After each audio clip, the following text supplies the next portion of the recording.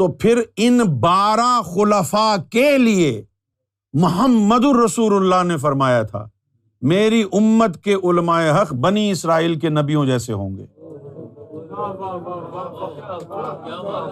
یہ ہر ملا مولوی کے لیے نہیں کہا، صرف ان 12 خلفاء ائمہ اکرام کے لیے کہا تھا۔ میں نے بات کی ہے خلیفہ ہونے کی، اگر امام ہونے کی بات کریں گے تو پھر 12واں نمبر غوث پاک کا نہیں ہے اماموں میں، امام ابو حنیفہ کا ہے شریعت کے اعتبار سے، اور اگر طریقت کے اعتبار سے دیکھیں گے تو پھر امام ابو حنیفہ کی جگہ آپ غوث پاک کو لگائیں گے۔ تو یہ 12 خلفاء پورے ہو گئے۔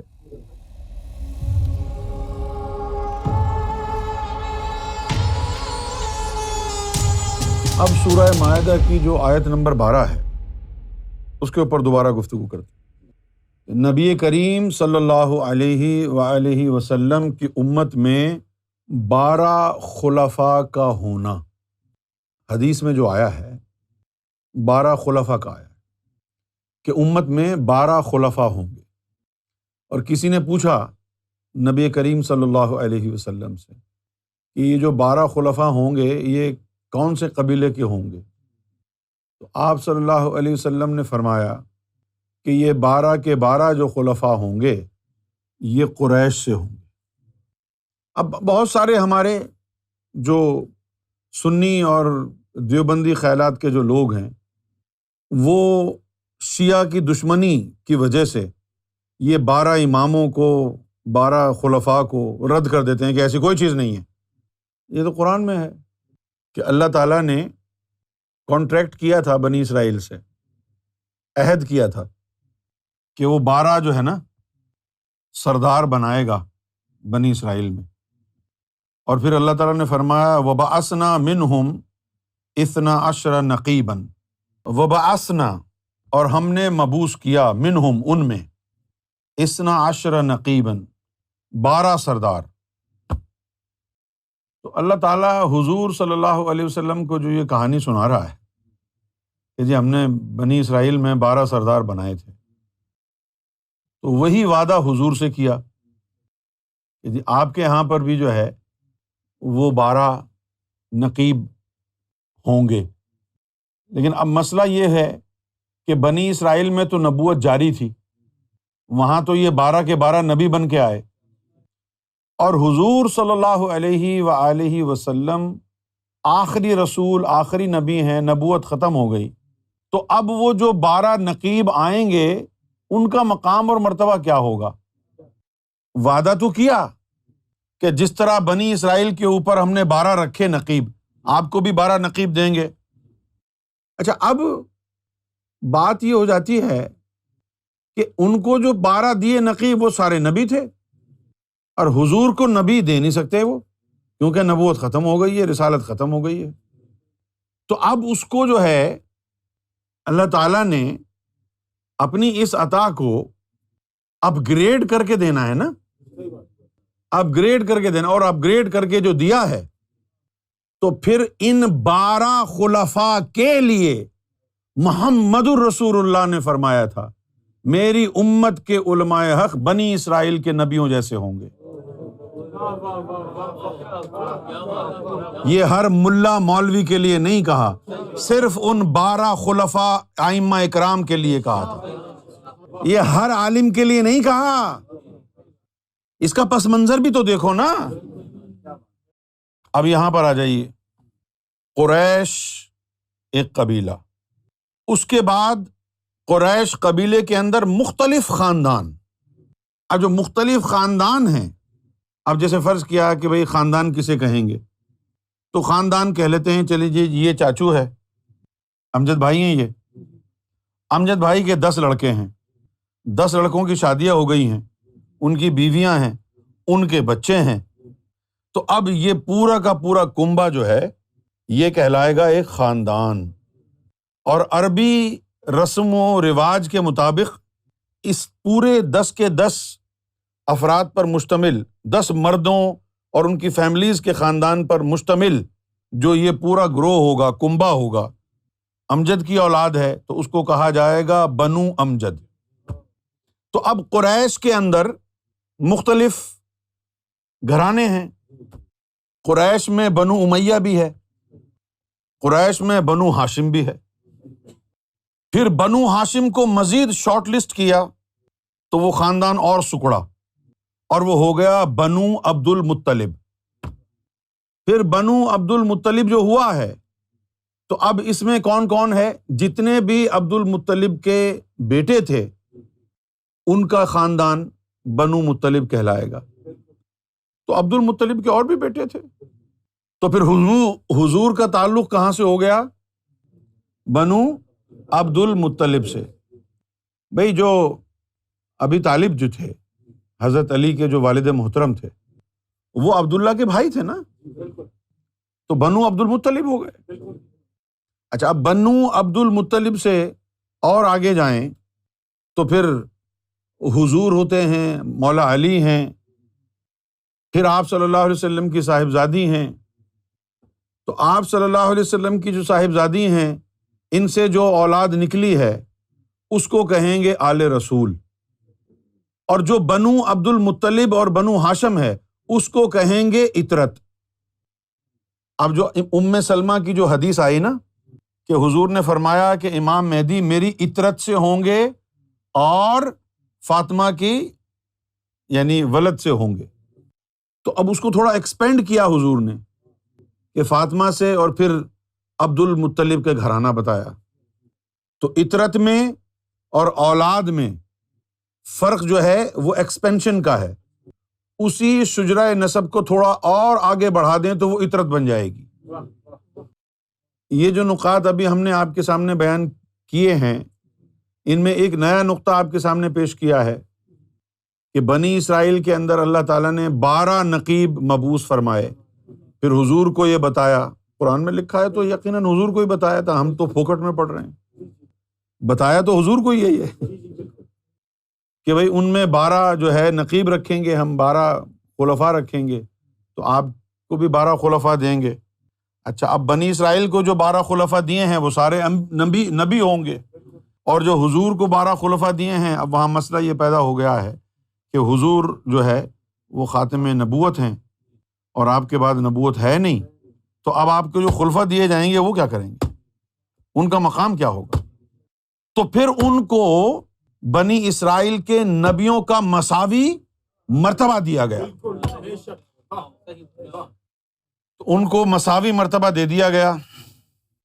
اب جب وہ مساوی مرتبہ ان کو مل گیا تو اب یہاں پر صورتحال یہ ہو گئی کہ ان میں سے 11، اب بات خلفاء کی ہو رہی ہے، اب بات اماموں کی نہیں ہو رہی، خلفاء کی ہو رہی.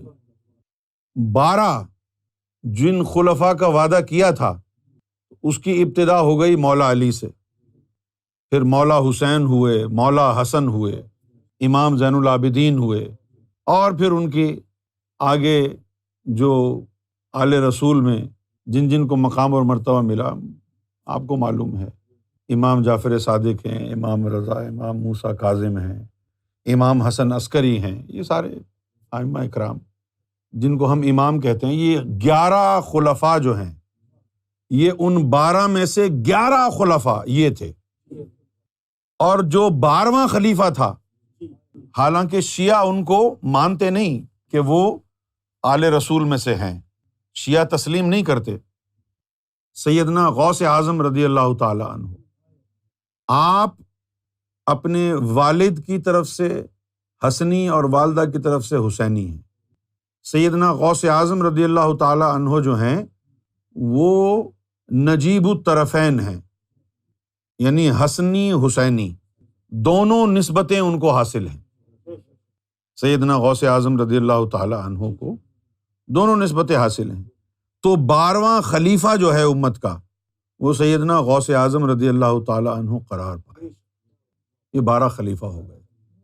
میں نے بات کی ہے خلیفہ ہونے کی. اگر امام ہونے کی بات کریں گے تو پھر 12واں نمبر غوث پاک کا نہیں ہے اماموں میں، امام ابو حنیفہ کا ہے شریعت کے اعتبار سے. اور اگر طریقت کے اعتبار سے دیکھیں گے تو پھر امام ابو حنیفہ کی جگہ آپ غوث پاک کو لگائیں گے. تو یہ 12 خلفاء پورے ہو گئے.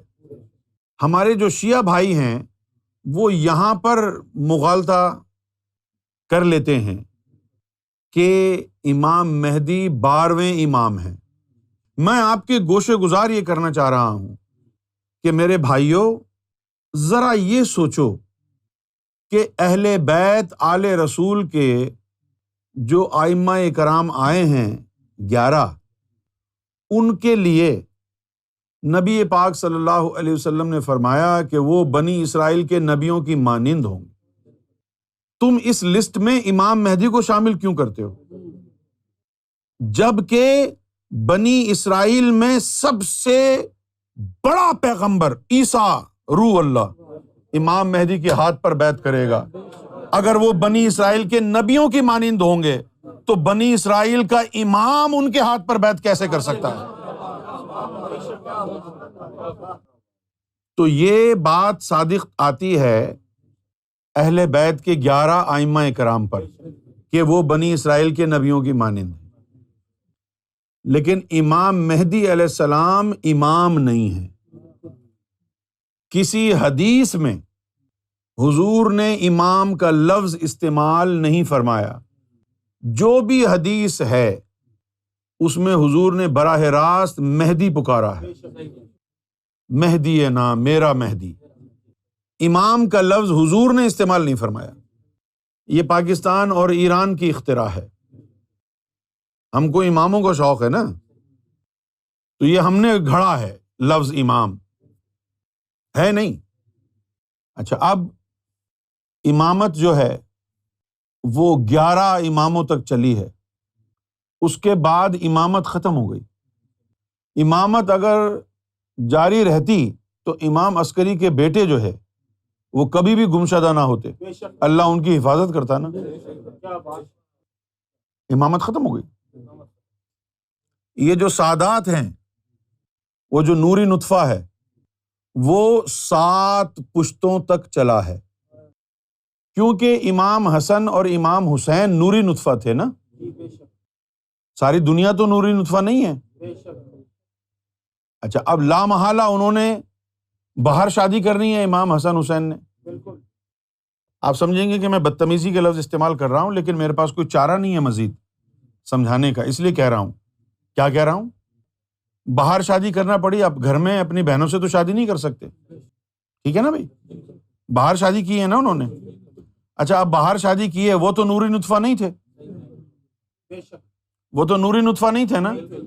تو جب ان سے شادی ہوئی ہے، امام حسین امام حسن نور، جن عورتوں سے شادی کی وہ مٹی، تو آگے جو اولاد ہوئی ہے اس میں مٹی نور میں شامل ہوئی، تو نور کی جو کوالٹی تھی اس میں فرق پڑ گیا۔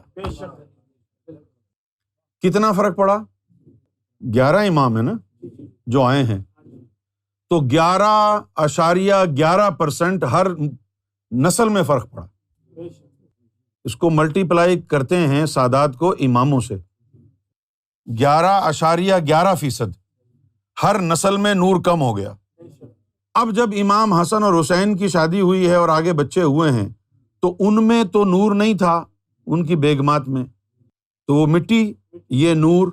آگے جو اولاد ہوئی ہے تو اس میں نور کا جو ریشو ہے وہ کم ہو گیا، اتنا نہیں تھا جتنا 100% امام حسین امام حسن میں تھا، ٹھیک ہے جی۔ پھر جو اولاد 11.11% نور کم لے کے پیدا ہوئی، اس نے آگے شادی کی، پھر مٹی سے ملا نور، اگلی جو اولاد آئی ہے وہ اور کم ہو گئی۔ اس طرح یہ نور نسلاً 7 پشتوں تک چلا ہے۔ 8ویں جو پشت آئی ہے، نور 0 تھا، نام رہ گیا آل کا، اندر سے مال چلا گیا، آل رہ گئی۔ تو اب جو 7 پشتوں تک تو نور چلا ہے، تو امام 11 آئے ہیں، تو پھر کیا ہوا؟ جب 7 پشتوں کے بعد نور 8ویں پشت میں نہیں رہا، تو پھر ان کو چلے مجاہدے کے ذریعے مرتبہ نور پر پہلے پہنچنا پڑا، پھر آگے سفر ہوا۔ آل رسول تو رہے لیکن نور ختم ہو گیا۔ بھائی جیسے آپ کا والد صاحب جو ہے بہت امیر و کبیر ہیں اور وہ سب کے لیے کچھ نہ کچھ جو ہے ترکہ چھوڑ کے گئے ہیں. اب وہ ترکہ کب تک چلے گا؟ 7 پشتوں نے بیٹھ کے کھایا ترکہ رسول. جب 8ویں پشت آئی تو انہوں نے کہا جی اب تو کوئی کاروبار کرنا پڑے گا، دانے مک گئے نے. جس طرح ظاہر میں ہے کہ وہ جائیداد وغیرہ تو ساری کھا پی لی ہم نے 7 پشتوں نے، اب آگے مزید سروائیو کرنا ہے تو کوئی کام دھندا کرو. اس کو آپ باطن میں لے لیں کہ 7 پشتیں تو ہماری اس نور سے منور رہیں جو فاطمہ کے یعنی تخم سے نکلا، چلتا آیا. اب یہ 7 پشتوں تک وہ چلتا رہا، اب وہ نور ختم ہو گیا تو اب ہم نے چلہ اور مجاہدہ کر کے پہلے مقام نور پر پہنچنا ہے، اس کے بعد پھر کہانی آگے شروع ہوگی. تو ان 7 پشتوں کو اول درجے میں ہی مقام نور حاصل تھا اور عام امتی کو مقام نور حاصل نہیں تھا. تو ان 7 پشتوں کو چلے مجاہدے نہیں کرنے پڑے اور امتیوں کو چلہ اور مجاہدہ کر کے صاحب نور بننا پڑا. صاحب نور عام امتی بھی بن سکتا ہے. تو پھر سادات میں اور امت میں فرق کیا ہو گیا کہ سادات کو پہلے ہی مقام نور حاصل ہے اور امتی کو مقام نور حاصل کرنے کے لیے محنت اور مجاہدہ کرنا پڑے گا، لیکن حاصل ہو جائے گا. ہاں، فرق کیا ہوا کہ ایک تو ہے جدی پشتی رئیس اور ایک ہے جس نے محنت مزدوری کر کے اپنے آپ کو اسٹیبلش کیا ہے. آخر میں کیا ہے، لوگ تو پیسہ دیکھتے ہیں، یہ تھوڑی کہتے ہیں کہ تو نے محنت کر کے کمایا یہ جدی پشتی ہے. اسی طرح اللہ یہ نہیں دیکھتا کہ اس کو ترکے میں نور ملا ہے یا اس نے مجاہدہ کر کے لیا ہے نور، وہ تو یہ دیکھتا ہے کہ مجھ تک کون پہنچا، محنت کر کے پہنچا یا ترکہ نور سے پہنچا، کسی طریقے سے بھی پہنچ تو گیا نا. جو اس تک پہنچ گیا وہ فائدے میں ہے. بھائی جس طرح کوئی آدمی والمارٹ پہ کام کرتا ہے، کوئی ٹیسکو پہ کام کرتا ہے، تو ان لوگوں کو کام کرتے ہیں وہاں پر تو ان کو ڈسکاؤنٹ ملتا ہے، ان کے پاس کارڈ ہوتا ہے کہ جی اتنا % ڈسکاؤنٹ. اسی طرح یہ امت کا پروجیکٹ محمد رسول اللہ کو ملا، اللہ تعالیٰ نے آپ کی آل کو ڈسکاؤنٹ دیا ہے کہ یہ جو پہلا مرحلہ ہے صاحب نور ہونے کا، یہ میں آپ کو جو ہے آن دا ہاؤس دے رہا ہوں. اس کا یہ مطلب نہیں ہے کہ سارے مرتبے خود ہی مل جائیں گے، صرف پہلا مرحلہ حل ہوا ہے، آگے تعلیم لینی ہے. اور امتی کو وہ پہلا مرحلہ بھی حاصل نہیں. اس نے جو ہے مرشد کامل کو ڈھونڈ کے پہلے ذکر قلب لینا ہے، پھر ذکر قلب لینے کے بعد نس نس میں نور جائے گا، پورے جسم میں جب نور چلا گیا تو اب وہ صاحب نور ہو گیا نا. جب وہ صاحب نور ہو گیا تو اب وہ سادات کا ہم پلہ ہو گیا، سادات کا ہم پلہ ہو گیا. یہ صوفیوں کے نزدیک جو ہے یہ حقیقت ہے، شیعہ اس کو نہیں مانیں گے. وہ یہ سمجھتے ہیں کہ کوئی سادات کا ہم پلہ امت میں نہیں ہو سکتا، ان کا یہ گمان ہے. لیکن یہ بات غلط ہے. ہاں، کیوں غلط ہے؟ اہل بیت میں ایک بھی ایسا نہیں جو اویس قرنی کا ہم پلہ ہو. اپنے ذہن میں یہ رکھیں کہ یہ حضور صلی اللہ علیہ وسلم کے رشتہ دار ہیں، اللہ کے نہیں ہیں. اللہ کے اپنے رشتہ دار ہیں. اللہ کی تو رشتہ داری نہیں ہے نا کسی سے. اللہ تو اللہ ہے، اللہ جس کو چاہے جو چاہے عطا کر دے.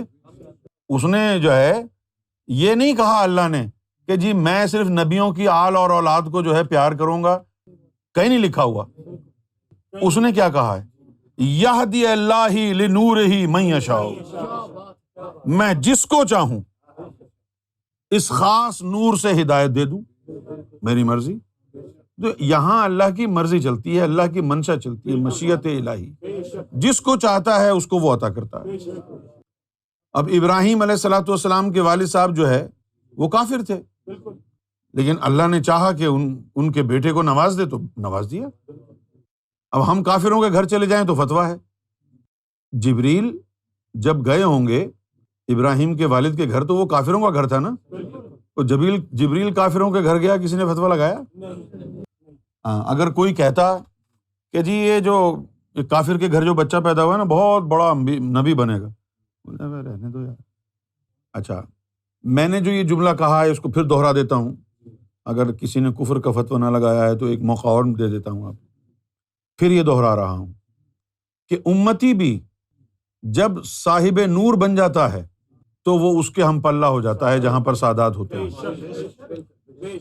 اور سیدنا غوث اعظم رضی اللہ تعالی عنہ نے اپنی کتاب فیض یزدانی میں لکھا ہے کہ ہر متقی محمد کی آل ہے، کہ جو بھی پاک ہو گیا، جس نے بھی اپنا قلب و قالب پاک کر لیا تو وہ محمد صلی اللہ علیہ وسلم کی آل میں شامل ہو جائے گا۔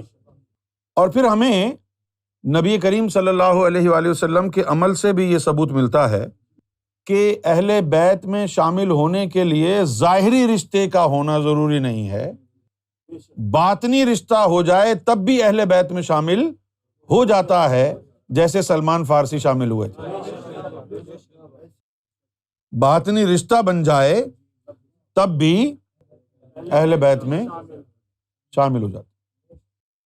تو یہ جو تعلیم ہے امام مہدی علیہ الصلوۃ والسلام کی، یہ وہ تعلیم ہے کہ اگر آل رسول کے وہ سادات جو نور خالی ہو چکا ہے وہ اگر اس کو اپنا لیں تو پھر وہ اپنی کھوئی ہوئی میراث کو حاصل کر لیں گے۔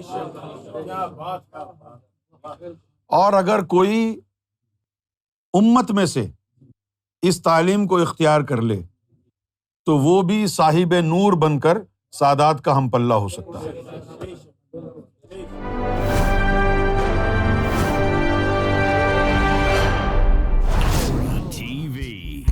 Bringing light, love, and peace in your life.